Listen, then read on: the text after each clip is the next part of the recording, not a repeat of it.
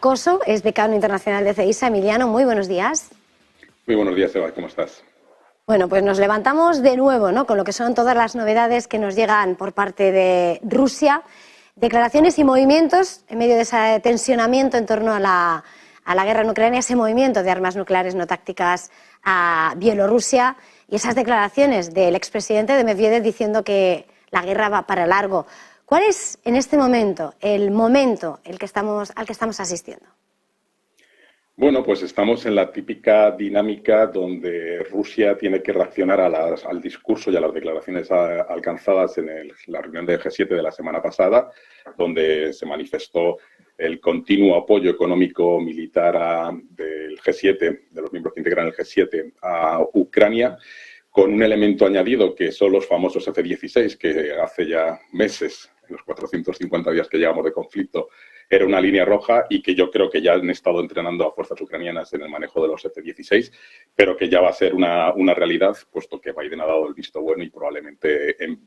poco tiempo veremos la entrega por parte de los aliados de esos F-16. ¿Qué significa esto? Que evidentemente tanto Medvedev, que se ha tenido que convertir en un halcón, porque recordemos que en su momento Medvedev era más partidario de un diálogo, pero evidentemente con la presencia de Putin y la hegemonía de Putin en el gobierno ruso, pues Medvedev tuvo que endurecer también su discurso, pues evidentemente tienen que buscar una alternativa amenazante y esa alternativa amenazante lo han encontrado con un estado satélite como es el que gobierna Lukashenko, que está gracias ahí al apoyo de Putin, en el sentido de trasladar las armas tácticas a Bielorrusia bajo el control ruso y bajo las directrices rusas.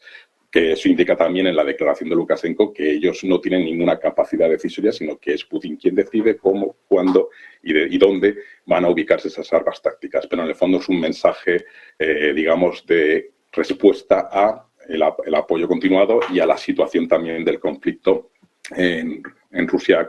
de Rusia contra Ucrania. Y también un intento de aplacar a la opinión pública rusa, que está empezando a preocuparse mucho con la entrada de los famosos legionarios rusos en Belgorod. Emiliano, mirando a ese contexto y a ese discurso además que estaba ofreciendo Medvedev, el nuevo halcón, como señalabas, lo último que ha dicho es como amenazaba, ¿no?, con ese ataque preventivo si Ucrania recibe esas armas nucleares, que antes por cierto decía yo que no eran no tácticas, son tácticas, que están ya juntito a la frontera de Ucrania, pero bajo el poder de Putin, bajo el poder de Rusia y su movimiento. Señalabas que es la respuesta, pero ¿significa elevar más la amenaza contra la OTAN? Porque finalmente ese apoyo llega por esos múltiples países, casi todos integrantes de la Alianza Atlántica. ¿Es un nuevo choque? ¿Se eleva la tensión o es más fruto del discurso? Eleva la tensión porque es un elemento adicional de preocupación sobre si en un momento dado, ante una situación de crisis o una situación de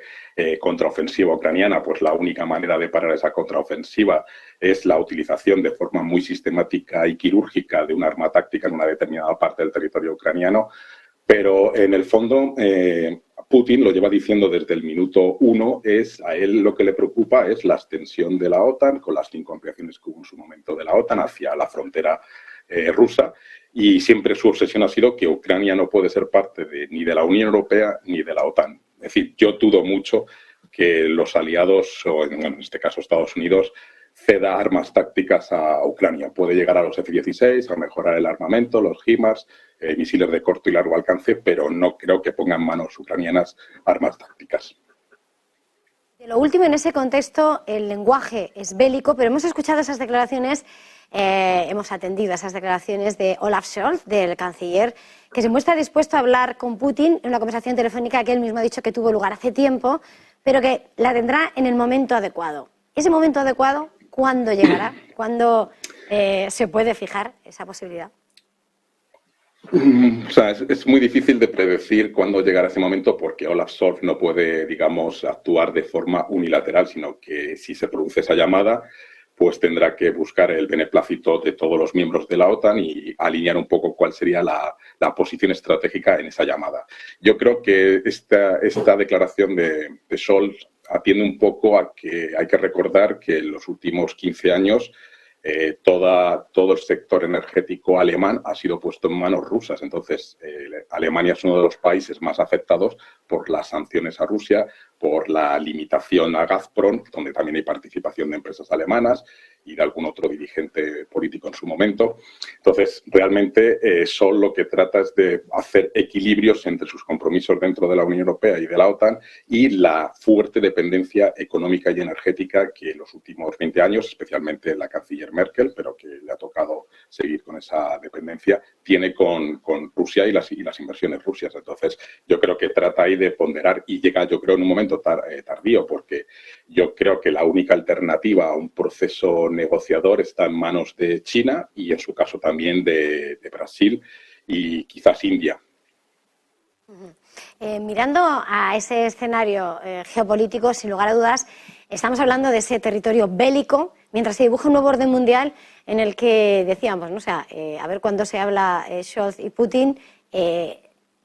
propuestas de paz que llegan por parte de China, y precisamente China sigue enfrentado de otra manera en ese dibujo del orden mundial con Estados Unidos, la primera economía del mundo.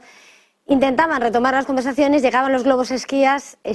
la batalla tecnológica, los chips, y en ese tensionamiento, pero que se traduce o se limita ahora mismo a lo comercial, más allá del cruce de acusaciones con Taiwán, de moda reiterativo, ¿cuál es ese escenario? ¿Cómo hay que entenderlo en la diplomacia del momento actual? O sea, lo que tenemos que asumir, yo creo que ya sin ningún tipo de cortapisas y limitaciones, tanto Estados Unidos como la Europa occidental, es que China es una alternativa que está creando un sistema paralelo internacional, tanto desde el punto de vista del Banco Internacional de Infraestructuras e Inversiones, el Banco de Desarrollo, reforzando un poco el papel de los BRICS. Por lo tanto, China está ahí. Y nosotros, digamos, siguiendo las directrices o la posición estratégica de Estados Unidos, que no creo que sea la posición ideal, pues tenemos que asumir que estamos en un mundo ya bipolar, con una presencia activa, y entonces la situación actual es, hay una guerra tecnológica de trasfondo, donde el tema de los microchips y chips y también los minerales raros que dan lugar a la fabricación de esos chips, está realmente en una tensión permanente entre Estados Unidos, Europa, como acompañante de Estados Unidos, y China, pero realmente China está haciendo todos los movimientos necesarios hacia ese sur global para convencer y arrastrar a los países hacia su liderazgo. Entonces, realmente tenemos una posición que, si no tomamos medidas reales y efectivas, pues ese liderazgo que tradicionalmente ha tenido Estados Unidos y Europa en la geopolítica internacional va a ir en detrimento y va a ir en decadencia, y lo tenemos muy difícil porque, por ejemplo, en la zona latinoamericana, que es una de las principales zonas de producción de los minerales raros, la presencia china es impresionante. Ahora, como habéis visto, el alto representante de la Unión Europea está haciendo una gira por Latinoamérica y especialmente con Cuba, y que bajo la presidencia española se supone que va a haber un plan estratégico con Latinoamérica. Yo creo que ya llega tarde, la presencia china es muy potente ahí, también es potente en África, y por lo tanto o cambiamos un poco las dinámicas y buscamos alianzas un poco más profundas y con acciones de legua efectivas, o el futuro, digamos, de la hegemonía estadounidense y europea empieza a tocar su fin en los próximos 5 o 10 años. Pues muchísimas gracias por este tiempo de análisis, este tiempo de desgranar lo que está pasando en el mundo, en la escena internacional. Emiliano García Coso, decano internacional de CEISA, gracias, un placer, feliz jornada. Muchas gracias. Felices. Igualmente. Nosotros vamos a acercarnos ahora a la clave sostenible del día de la mano de JP Morgan Asset Management.